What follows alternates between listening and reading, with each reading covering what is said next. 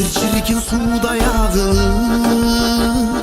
balalığım gitti ağızıp uzadı bu menden bilinbey cigetti bir mağa tarınıp aylanayın altın balalık sende gitti arı tazalık jolluğalı da bir ömürde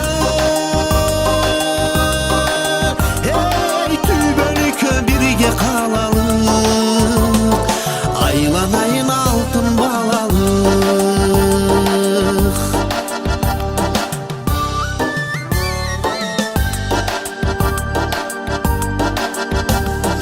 Kuştay sızıp kanat kağılıp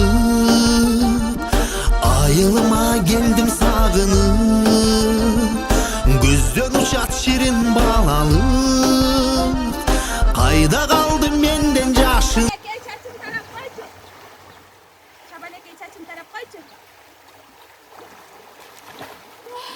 tazalık jolluğalı da bir ömürce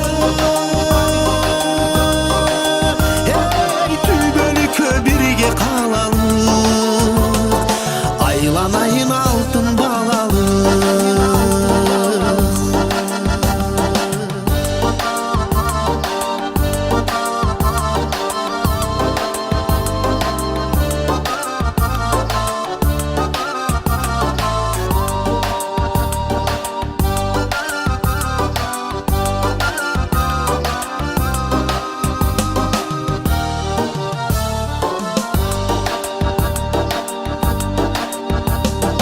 Aylanayın altın balalık sende gitti arı tazalık jolluğalı da bir ömürde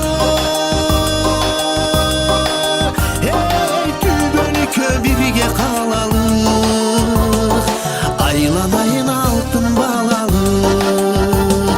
kağılayın şirin Kağlayın buzuk şava. Rızırkıdan karıyı düşüksün, amansın bu. Biz sana gelen zoruna kaytıp geldik buzuk şava. Hakkında kelmeden özüsün bizi geçir. Buzuk şava.